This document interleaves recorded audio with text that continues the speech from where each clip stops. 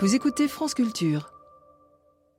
Dime que son los secretos de tu alma.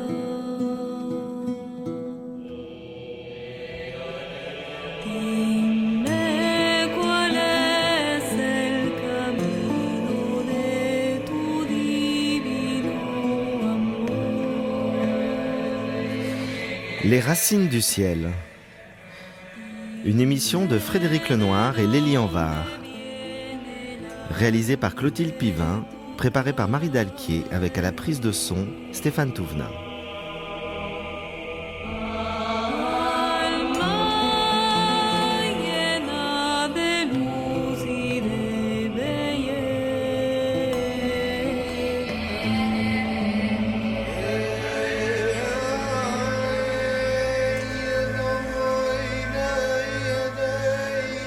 Aujourd'hui, nous recevons Marc Balanfa pour parler de la philosophie indienne au fil des jours. Les sages évoquent un figuier éternel. Ses racines sont tournées vers le ciel, ses branches vers la terre, et ses feuilles sont les hymnes sacrés. Le connaître, c'est connaître le sacré. Marc Balanfa, bonjour. Bonjour. Bonjour Lélie. Bonjour Frédéric. Bonjour Marc Balanfa. Et merci de nous avoir suggéré cette ouverture du chant 15 de la Bhagavad Gita qui illustre si bien notre émission, Les Racines du Ciel, avec ce figuier qui a ses racines plongées dans la terre et ses branchages qui montent vers le ciel. Marc Balanfa, vous êtes agrégé de philosophie, professeur de philosophie en classe préparatoire aux grandes écoles, mais aussi docteur en histoire des religions et spécialiste de la philosophie indienne classique, comme en témoigne d'ailleurs votre bibliographie. En effet, vous avez publié chez Ellipse Introduction aux philosophies de l'Inde, mais aussi Vocabulaire des philosophies de l'Inde.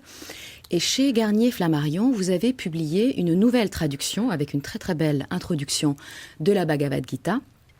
Et en fait, ce qui nous a donné envie de vous inviter, c'est une conférence que vous avez donnée à la Fédération nationale des enseignants de yoga sur les points communs entre la sagesse antique et la philosophie indienne, dans laquelle, au-delà des grandes envolées métaphysiques, vous voyez en fait une sagesse praticable au quotidien, qui ne nous est peut-être pas si étrangère que nous pourrions le croire quand nous pensons à l'Inde en termes plus religieux que philosophiques.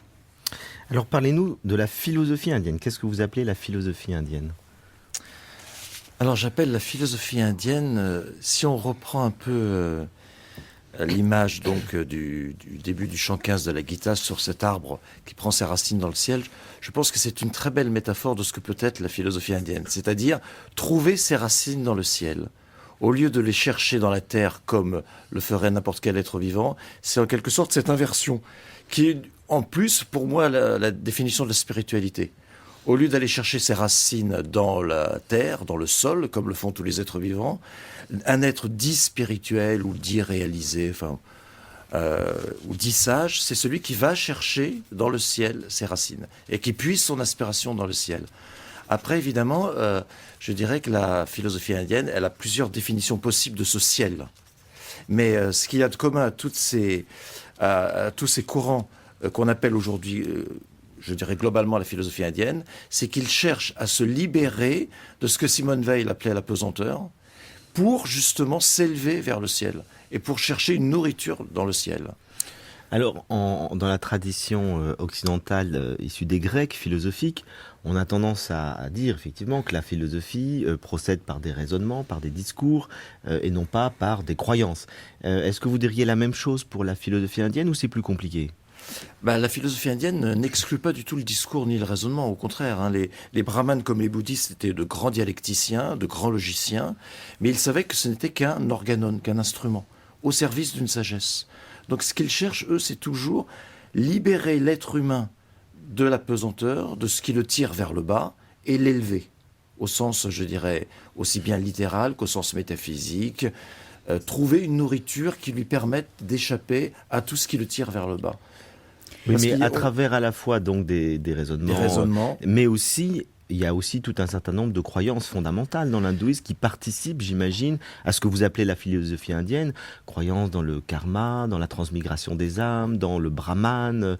Expliquez-nous peut-être le fond commun, si vous voulez, de croyances qui sont quand même liées à cette dimension de recherche philosophique.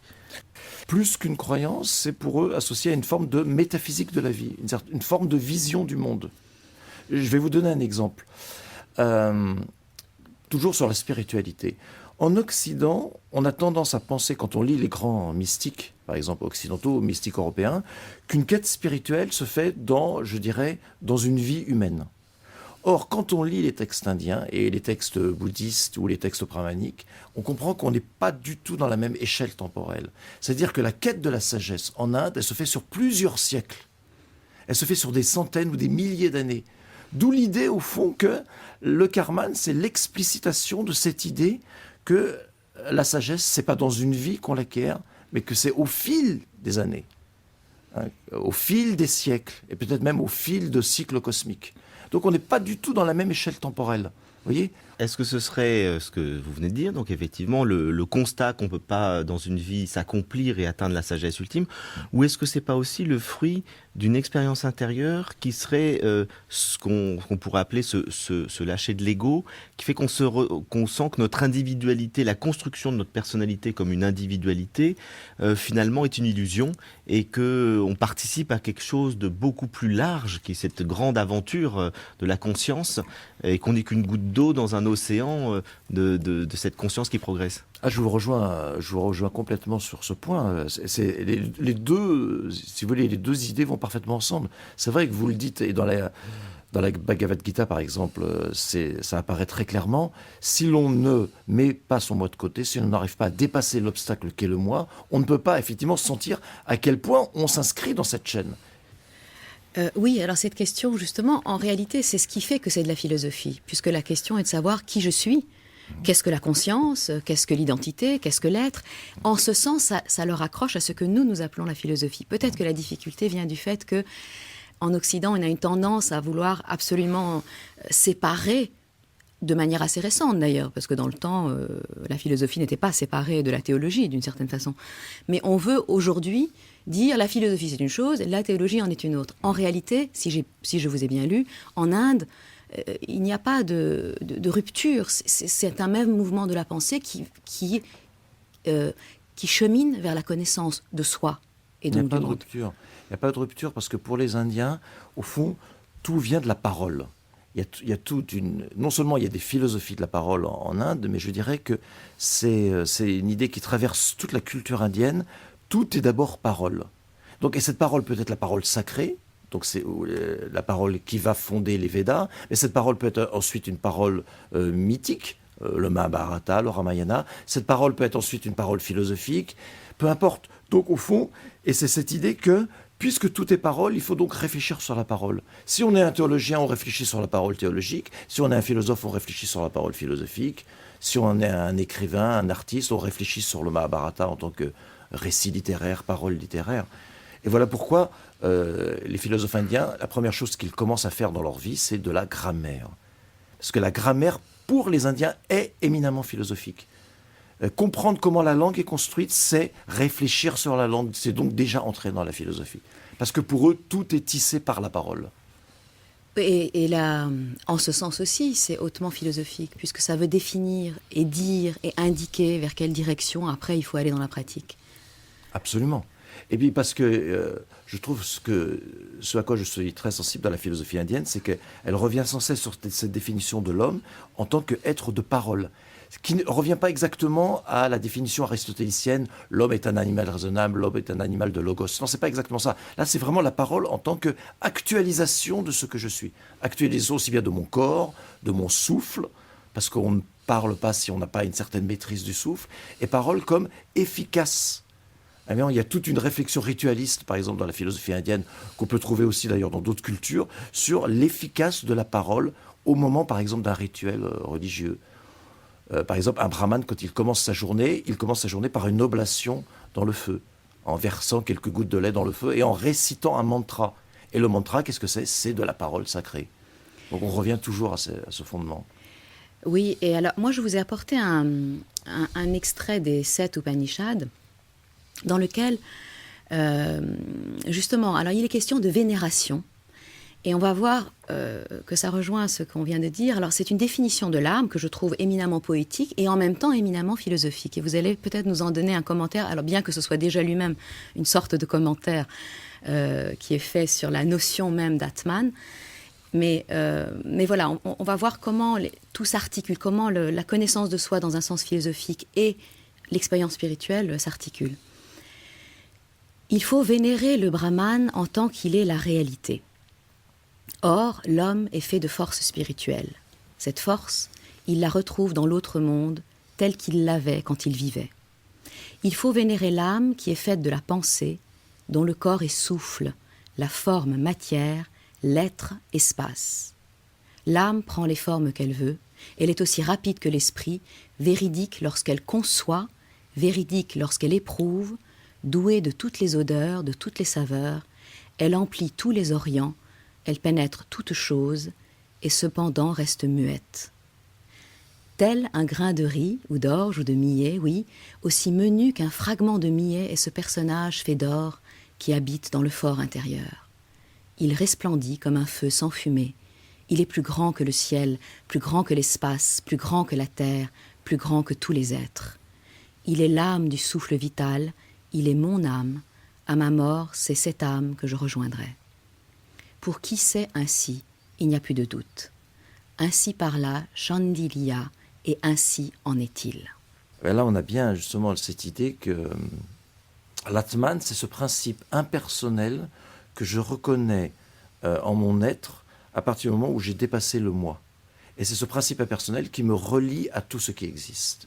Et c'est ça la grande quête, effectivement, des Upanishads, et qui sera ensuite le fil conducteur, en quelque sorte, de toute la philosophie indienne, et qu'on retrouve dans le bouddhisme, d'ailleurs, aussi, mais dit autrement, cette idée que on est à la fois dans la quête d'une réalité la plus impersonnelle, mais en même temps, dans la mesure où je me reconnais dans cette réalité impersonnelle, elle devient aussi l'intime de mon intime. Elle devient aussi ce qu'il y a de plus personnel en moi. Cette conjonction du personnel et de l'impersonnel qui est quelquefois difficile à comprendre, parce qu'en un sens, elle est presque irrationnelle, en tout cas au-delà du rationnel, en tout cas d'une logique purement binaire. Et c'est-à-dire, en fait, elle est au-delà d'une forme de paradoxe qui est au cœur de toute expérience spirituelle. Absolument, oui. Et c'est ce qui fait, je dirais, en même temps, le point commun de toutes les quêtes spirituelles, c'est qu'à un certain moment donné, on est obligé par sa propre pratique, parce qu'il faut bien voir que ces textes-là renvoient aussi à des gens qui pratiquaient ce qu'on appelle, c'est-à-dire une forme d'ascèse. Et donc, c'est parce que dans la pratique, ils se sont rendus compte qu'à un certain moment donné, effectivement, on peut dépasser son moi et on accède à un autre plan de réalité, un autre plan d'existence. On retrouve ça dans tous les grands courants spirituels de l'humanité. Exactement. Quand Paul dit « ce n'est plus moi qui vis, mais le Christ qui vit en moi », ça veut dire qu'il a un autre niveau d'identité parce qu'il s'est relié à un principe supérieur. Absolument. Et donc effectivement, le fondement des Upanishads, c'est cette identité entre l'Atman et le Brahman, tu es cela. Et alors après les Upanishads, qui sont des textes fondateurs essentiellement de la spiritualité, de la mystique, de la philosophie indienne, il y a un texte très important dont j'aimerais vous nous parliez maintenant, qui est la Bhagavad Gita. Alors déjà, avant qu'on rentre dans le contenu philosophique de ce texte, qui est peut-être le livre, en tout cas un des livres les plus importants de la spiritualité indienne. Expliquez-nous où on trouve ce livre, dans quel récit, dans quel grand texte littéraire il apparaît, et à peu près à quelle époque. Alors ce texte a eu un destin assez inhabituel, parce qu'au fond, on est au cœur donc d'une immense épopée, jamais écrite, plus de 100 000 vers, donc, qui s'appelle le Mahabharata. Donc on est dans le 6e chant. Le Mahabharata en compte 18 en tout. Et c'est quelle époque il a été Donc 2e siècle. On pense que ce texte est probablement composé au 2e siècle avant notre ère.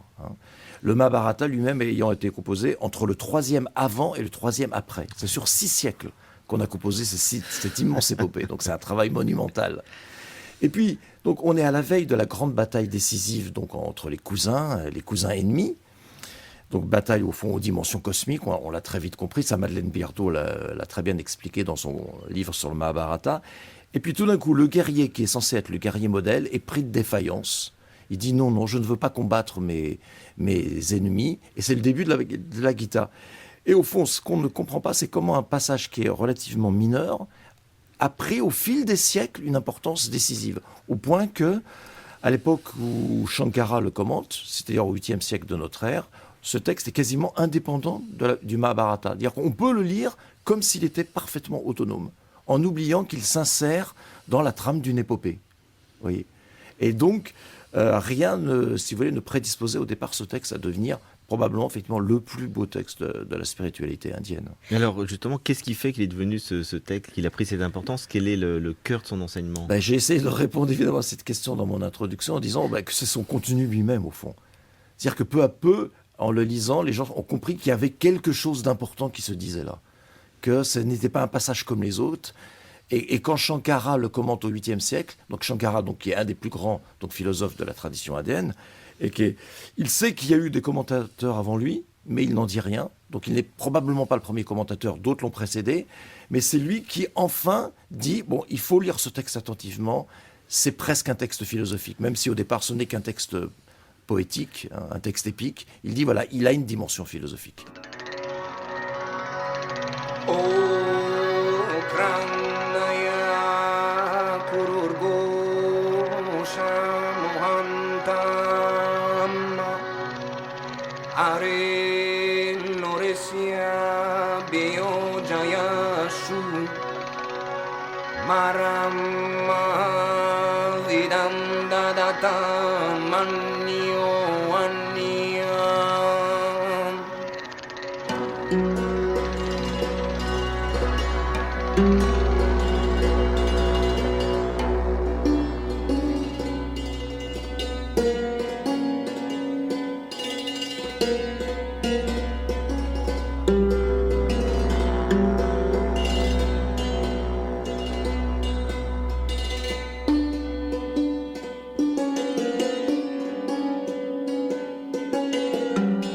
Salyatma patato shlokamacham raya chakramarabne shalotao abhyavartayatao yogi tishrao ataishaya taike shao bakchirao. Vous êtes sur France Culture dans l'émission Les Racines du Ciel. Nous sommes en compagnie ce matin de Marc Balanfa et nous parlons de la philosophie indienne au fil des jours. Marc Balanfa, vous avez traduit et présenté la Bhagavad Gita chez Garnier Flammarion. Lélie? Peut-être qu'il faut dire un mot aussi de la forme littéraire que prend cette Bhagavad Gita, qui est quand même différente du reste du Mahabharata, en ce sens où c'est au sein d'une épopée, comme vous l'avez dit, c'est un dialogue. Alors c'est un dialogue effectivement entre Arjuna, qui est l'un des 5 frères Pandava, qui est la famille qui va remporter cette victoire, et donc son cocher, Krishna, qui n'est donc qu'un cocher au départ. Mais on avait déjà compris dans d'autres chants précédents du Mahabharata qu'il avait une dimension en quelque sorte divine. Mais ce n'était pas encore apparu parfaitement.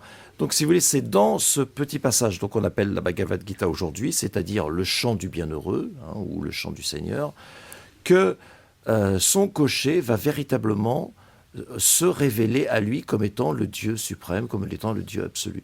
Donc, ce qui est tout à fait troublant dans ce passage, c'est que le guerrier qui dialogue avec le dieu Krishna, et qui comprend donc petit à petit effectivement que c'est un dieu qui est en train de s'adresser à lui, et qui est en train donc de lui dispenser un enseignement à la fois religieux et philosophique, théologique.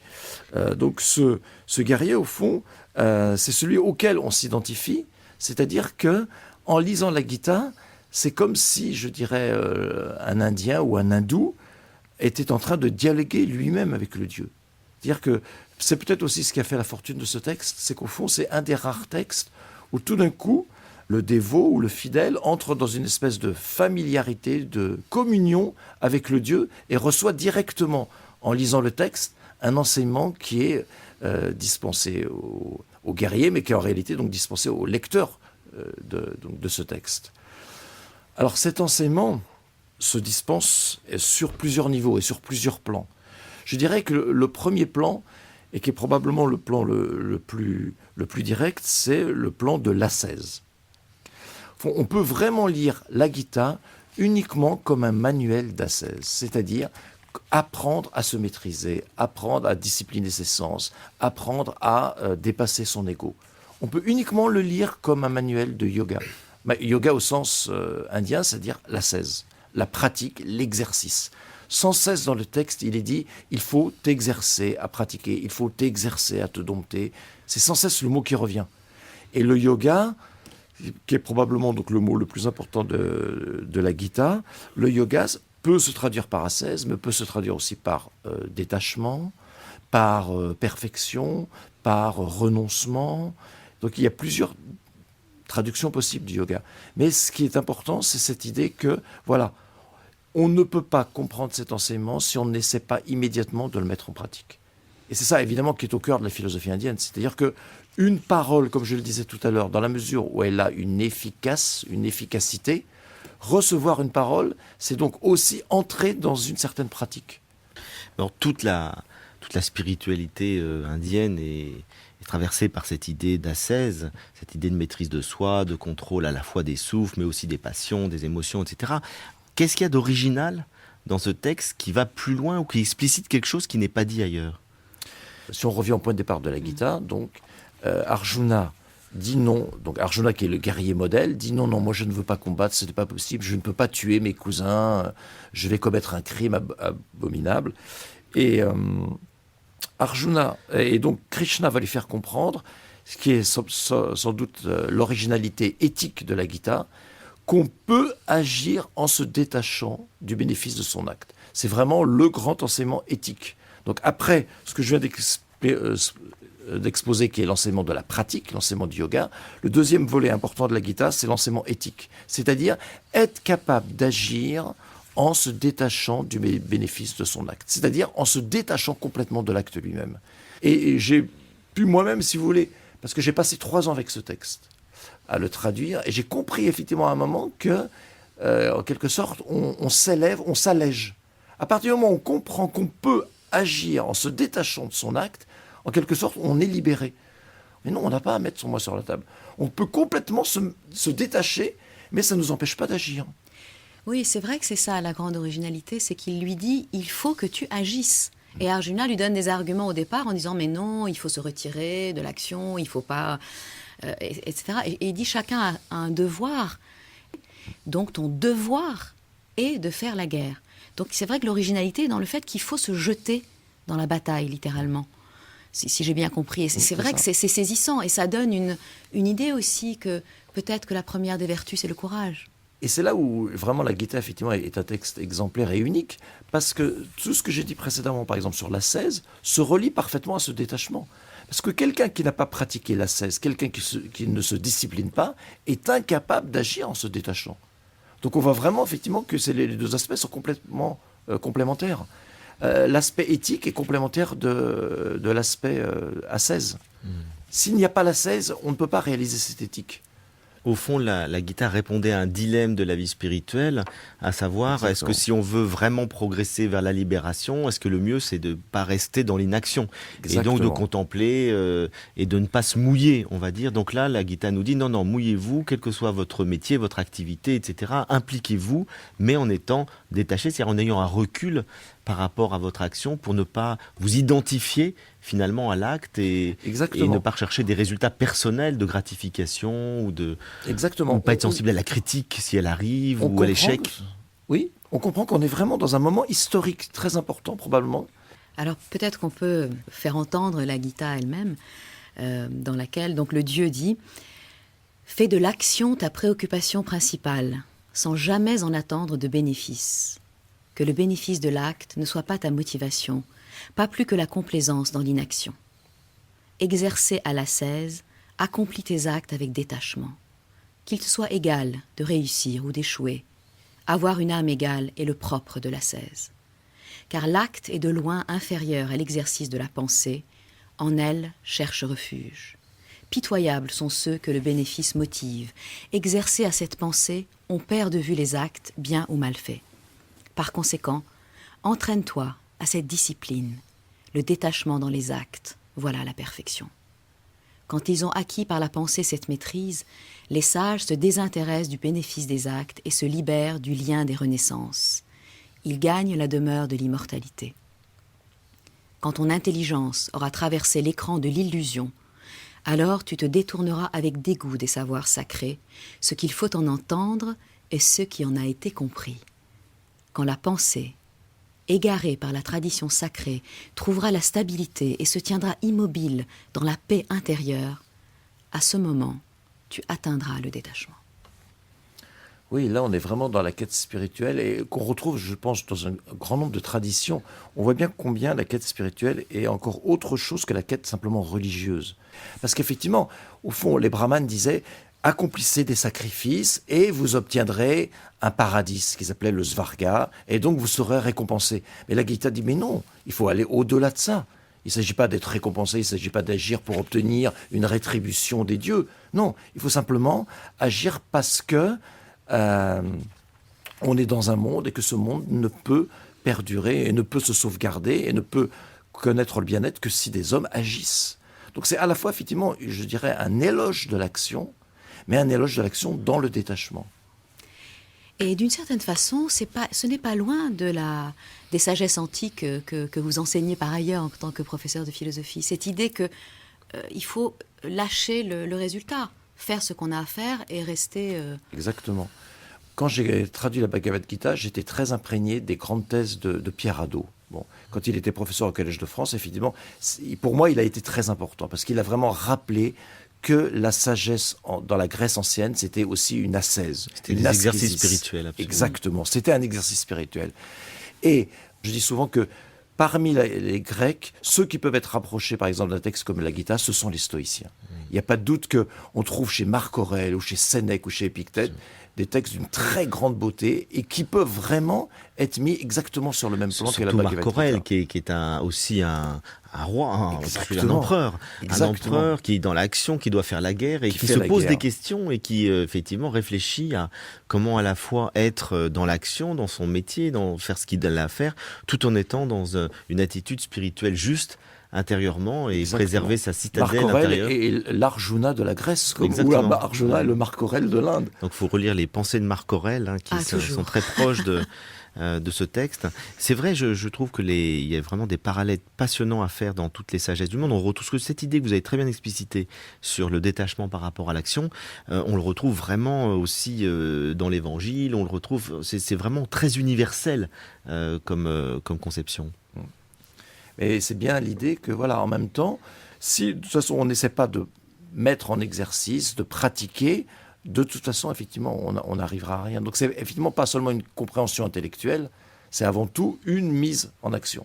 Mais alors ça, cette dimension de temporalité, elle est vraiment propre à l'Inde, parce qu'on ne retrouve pas ça, effectivement, très peu chez les Grecs, certains un petit peu, mais très peu, et pas du tout, évidemment, dans le monde après monothéiste, où il y a beaucoup plus une dramatisation de cette vie, c'est-à-dire qu'il faut atteindre la sagesse ou la sainteté en une vie, ce qui, des fois, est un poids extrêmement lourd, alors que là, je pense, ça doit apporter un élément de décrispation. Absolument.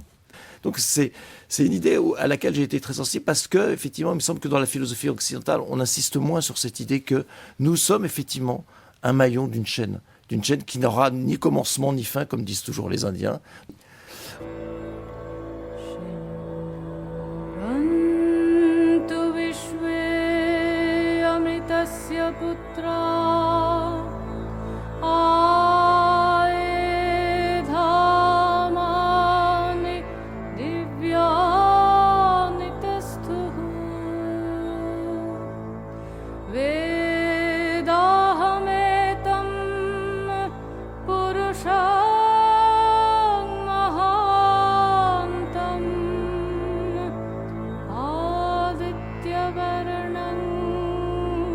Tamasa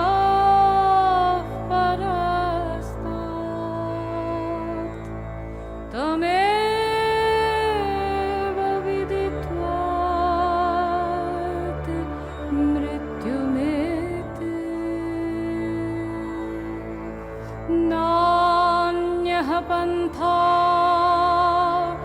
विद्यते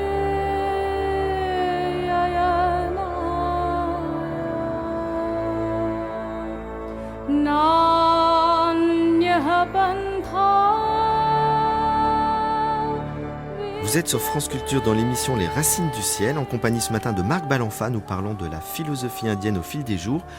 Et je rappelle la sortie de votre traduction de la Bhagavad Gita chez Garnier Flammarion. Lélie Anvar. Alors, on a beaucoup parlé de la question pratique, qui est peut-être d'ailleurs le point qui rejoint le plus les universaux, donc d'où les comparaisons que nous avons pu faire. Mais il y a aussi une autre dimension dans la Bhagavad Gita qui est peut-être plus propre à la culture indienne, qui est une dimension que je pourrais qualifier presque de dévotionnelle, ou en tout cas qui va, quand je dis dévotionnel, je ne le dis pas dans un sens péjoratif, je veux dire par là que c'est ce qui permet aussi d'entrer par la porte de la mystique, c'est-à-dire que c'est un texte philosophique qui en même temps ouvre sur la mystique, ce qui montre d'ailleurs qu'en Inde, à nouveau, il n'y a pas de séparation entre ces divers vécus, je dirais, de la vie spirituelle. Et là, peut-être, on est dans quelque chose qui est plus spécifiquement indien, et qui est la relation avec le tout, avec l'absolu, avec le réel. Marc Balanfa. Si vous voulez, dans la Gita, on voit bien comment la quête de la sagesse se fait sur deux plans qui se chevauchent presque en permanence. C'est-à-dire qu'il y a le plan hérité des Upanishads, qui est le plan donc, du Brahman, de l'union entre l'Atman et le Brahman. Donc ça, c'est le plan de l'absolu, dans ce qu'il a de plus impersonnel. Mais d'un autre côté, on voit comment il y a un second plan aussi qui se dégage, qui est le plan effectivement dévotionnel, que vous appelez dévotionnel. Parce que, bon, être, je dirais, dans le détachement le plus impersonnel peut avoir quelque chose d'insatisfaisant pour quelqu'un, au fond, qui souffre. C'est-à-dire qu'il faut partir aussi et revenir peut-être à la réalité indienne. Les textes philosophiques indiens disent toujours, et le bouddhisme ne dira pas autre chose, il faut partir de dukkha, c'est-à-dire de la souffrance, de la misère. Les êtres humains souffrent. Et quand un être souffre, on ne peut peut-être pas seulement lui dire, voilà, tu vas te détacher, tu vas atteindre un plan impersonnel. Il faut aussi lui donner une forme de réconfort. Or, ce n'est pas un hasard, au fond, si là on se tourne vers Dieu. Parce que le Dieu, et en particulier Krishna, dans toute l'Inde, c'est vraiment le Dieu de l'intimité. C'est le Dieu ami. C'est le Dieu qui réconforte. C'est le Dieu vers lequel on se tourne quand on cherche à ne plus désespérer de la vie. Donc ce Dieu, il va inscrire le plan du personnel. Et là, évidemment, le plan dévotionnel est indispensable. L'ascète se discipline sans relâche, pur de toute tâche, et découvre sans effort le bonheur infini d'éprouver l'absolu. Il se voit en tous les êtres et voit tous les êtres en soi. Maintenant qu'il a trouvé l'unité par l'ascèse, il porte un regard égal sur tout. Il me voit, c'est Krishna qui parle, il me voit en toute chose et voit toute chose en moi. Alors je ne disparais pas à ses yeux, il ne disparaît pas aux miens. L'ascète qui m'adore en tous les êtres, conscient de leur unité, où qu'ils vivent maintenant, il vit en moi. Il voit que tout se vaut à l'aune de l'absolu, bonheur ou malheur. On reconnaît en lui le suprême ascète. Là, un terme qui me paraît très important, c'est le mot d'unité. Et le fait qu'il y a comme une fusion des essences. Je le vois, il me voit, il est en moi, je suis en lui. Est-ce que c'est le point final, enfin si j'ose dire final, après la non-dualité, enfin c'est ce qui arrive après la dualité et donc dans la non-dualité? Yoga signifie aussi unité, évidemment. Dans la Gita, il y a un adjectif yukta qui est utilisé, qui est donc dérivé de yoga et qui signifie celui qui a trouvé l'unité. Donc effectivement, l'unité est importante parce que c'est le dépassement de la dualité.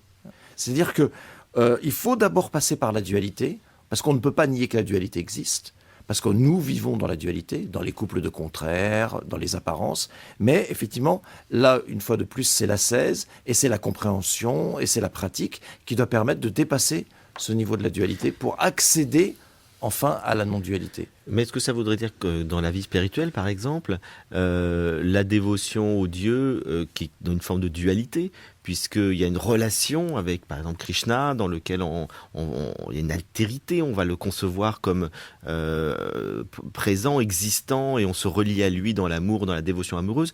Est-ce que c'est une étape qu'il faut dépasser pour arriver à la non-dualité et à comprendre que finalement c'était une marche pour cette dévotion amoureuse pour aller vers une compréhension que finalement le divin impersonnel est en moi et que je fais partie du divin impersonnel. Certains philosophes, effectivement, n'hésiteront pas à le dire. Shankara, dont j'ai parlé tout à l'heure, hein, qui est justement le premier commentateur de la Gita, développe une philosophie parfaitement systématique de la non-dualité, Advaita en sanskrit, où il dit, effectivement, il y a deux niveaux de l'absolu. Il y a l'absolu divin, Dieu, mais c'est un absolu qualifié, dit Shankara. Donc ce n'est pas le terme final. Au-delà du Dieu, il y a pour lui l'absolu non qualifié, c'est-à-dire parfaitement impersonnel. Et là, il donne raison aux Upanishads, en quelque sorte, parce qu'il pense que la dévotion n'est pas le stade final. C'est une étape. On retrouve un peu cette distinction chez Maître Eckhart, qui fait distinction effectivement entre Dieu qualifié, donc la Trinité, le Christ qui s'incarne, et puis il dit au-delà, il y a la Gottheit, la déité, totalement impersonnelle, dont on ne peut rien dire, et qui est l'étape ultime effectivement de la vie spirituelle. C'est la prise de conscience que on fait partie de ce divin dont on ne peut rien dire. Et c'est-à-dire, en fait, est-ce que c'est semblable quand même à la tradition apophatique occidentale et d'ailleurs orientale, enfin, je veux dire, dans le soufisme, par exemple. C'est vrai qu'on a tout à fait ça dans la spiritualité musulmane. Bien sûr, parce que cette tradition apophatique, elle s'enracine déjà dans les Upanishads, hein, dans certains passages où on dit de l'absolu, on ne peut dire que neti, il n'est pas, il n'est pas, il n'est pas, il n'est pas ceci, il n'est pas cela, il n'est pas saisissable, etc., etc. Et cette tradition qui commence aux Upanishads sera reprise par Shankara et va se retrouver complètement dans le bouddhisme également, dans la quête du nirvana. Et ce qui est quand même étrange avec l'Inde, c'est qu'il y a donc cette tradition, si c'est dans les Upanishads, c'est très ancien. Oui. Et en même temps, il y a ce polythéisme incroyable, c'est-à-dire ce panthéon des dieux qu'on représente, qui ont une réalité quasi quotidienne dans la vie des gens. Donc comment s'articulent en fait ces deux moments qui sont totalement à nouveau contradictoires, du moins en apparence? Si vous voulez, il y a un grand indianiste allemand du 19e siècle qui s'appelle Max Müller, qui a dit qu'il ne fallait pas parler de polythéisme s'agissant de l'Inde, qu'il fallait parler d'énothéisme. C'est-à-dire, il explique que ça signifie qu'il y a à la fois une grande pluralité et en même temps l'idée qu'il y a un Dieu absolu. Et que les deux ne sont pas contradictoires. Et que c'est la particularité de l'énothéisme, contrairement au polythéisme gréco-romain. Parce qu'au fond, ce Dieu absolu, en quelque sorte, se décline dans une infinité de divinités. Par exemple, si vous êtes allé en Inde, ce qui est très frappant, c'est que vous allez dans le sud de l'Inde, vous allez dans un temple et vous dites, bon, là c'est Shiva. On vous dit, ah non, pas du tout, c'est pas du tout Shiva, c'est un autre nom. C'est-à-dire qu'il est adoré, mais sous un autre nom. Et vous allez dans un village à 15 km, et là vous dites, bon, là c'est Shiva. Ah non, c'est encore un autre nom. C'est-à-dire à chaque fois on vous donne un autre nom, mais au fond on sait bien que derrière tout ça c'est le Dieu absolu, mais qui en quelque sorte, qui se ramifie en une infinité de formes différentes, d'aspects différents. Pour répondre à votre question autrement, Lélie, je crois qu'effectivement ce paradoxe s'explique du fait même de la théologie apophatique. C'est parce qu'on ne peut rien dire de l'absolu qu'on peut tout dire de lui. C'est parce que le Dieu est totalement indéfinissable qu'on peut en voir 1000 manifestations. Et c'est toute la grande différence avec la théologie positive, où à partir du moment où on commence à définir, à faire de la théologie du divin, etc., alors là on est dans des définitions très précises et les choses s'opposent.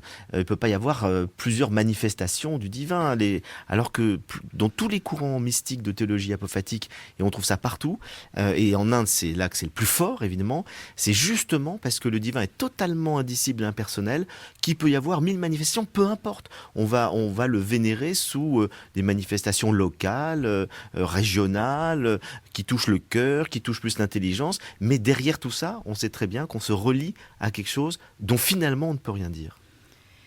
Oui, et donc ça voudrait dire que les vrais monothéistes, les vrais unicistes sont justement ces peuples qui ont développé, vous avez dit, comment pas un Un polythéisme, un énothéisme, énothéisme. oui. Parce que d'une certaine façon, lorsqu'Abraham brise les 10 idoles, d'une certaine façon, ça veut dire qu'il est en train donc de briser les représentations de ce Dieu qui est tout. Et donc il détruit quelque chose aussi du Dieu, une part du Dieu. Mais en Inde, si vous voulez, ça se comprend aussi. Donc, ce que disait Frédéric Lenoir, effectivement, est parfaitement juste. Et il y a cette idée aussi qui est, je pense, très présente dans la culture indienne, c'est cette idée que tout est complémentaire. Ce sont des perspectives différentes. Et il y a un perspectivisme qui est au centre de la philosophie indienne aussi. Donc, effectivement, de l'absolu lui-même, on ne peut rien dire, puisque ça supposerait qu'on est au-delà de la perspective. Or, on ne peut jamais être au-delà de la perspective. Même le plus grand mystique est toujours redevable d'une certaine perspective. On ne peut pas dépasser la perspective. Mais sachant que nous sommes dans une perspective, on sait donc que l'absolu lui-même est au-delà de toute perspective. Oui. Et est-ce que la philosophie indienne, telle qu'on en a parlé aujourd'hui, est encore vivante dans les jeunes générations indiennes? C'est-à-dire, parce que c'est vrai que l'Occident est complètement amoureux de cette philosophie indienne, il y a un engouement réel, il n'y a qu'à voir le nombre de traductions de la Bhagavad Gita qui sont parues ce dernier siècle, en quelque sorte. Mais est-ce que les Indiens eux-mêmes ont cela? C'est-à-dire, est-ce qu'ils portent cette tradition? Est-ce qu'il y a il y a un développement de cela, un engouement, un amour de ces textes, une pratique aussi? Par exemple, moi j'avais travaillé dans le sud de l'Inde, à Tirupati, dans une université où tous les cours sont faits en sanskrit. Et donc certains me disaient, oui, là il y a moins d'étudiants qu'auparavant, donc les gens étaient assez pessimistes. Et il se trouve que ce mouvement s'est inversé, que depuis une dizaine d'années, il y a de nouveau un regain d'intérêt de la part des jeunes Indiens pour la culture ancienne, donc pour leur propre culture. Probablement parce qu'ils ont compris aussi qu'on ne pouvait pas que se tourner vers le commerce ou l'informatique, et qu'ils avaient quand même une culture d'une immense richesse, et qu'il serait dommage que les Occidentaux soient les seuls, au fond, quand même, à être les conservateurs de la culture indienne, en laissant les Indiens de côté. Et parce qu'il y a beaucoup de maîtres aussi, enfin, de contemporains. Il y a beaucoup d'ashrams. Voilà, beaucoup d'ashrams. Ça continue. Il y a toujours cette tradition des ashrams qui est très importante. Hein. Les Indiens sont quand même en train de redécouvrir qu'ils ont une très grande tradition philosophique, théologique, logique. Hein. Ils ont eu de très grands logiciens, de très grands dialecticiens, et qu'il serait vraiment dommage qu'ils tournent le dos à cette tradition. Et c'est intéressant que donc vous parliez d'ashram, puisque ça veut dire que la transmission de la philosophie, si elle se fait dans des ashrams, ça veut dire qu'elle se fait un peu comme dans les écoles antiques. Avec un maître, avec des élèves, oui. Des assaises, etc. Mais par exemple, moi je travaillais à l'université dans un centre qui était un centre dédié au sanskrit, mais il y avait effectivement de grands maîtres quand même étrangers à l'université qui venaient, je dirais, dispenser un enseignement, et j'étais très frappé de voir que mon professeur de logique, donc qui était quelqu'un de très sérieux, un jour que son maître est venu à l'université, il s'est jeté à ses pieds en prosternation. C'est-à-dire que là, il retrouvait quand même la tradition où on doit effectivement se prosterner aux pieds de son maître, alors qu'on était pourtant dans un cadre complètement universitaire. Donc on voit bien quand même qu'ils ont quand même conscience d'être à cheval là aussi sur la modernité, hein, que nous avons apporté ou qu'ils ont apporté de l'Occident, et en même temps cette tradition quand même qui reste vivante et qui doit rester vivante. Merci beaucoup Marc Balanfa. Je rappelle la traduction de la Bhagavad Gita chez Garnier Flammarion. Merci à vous. Merci.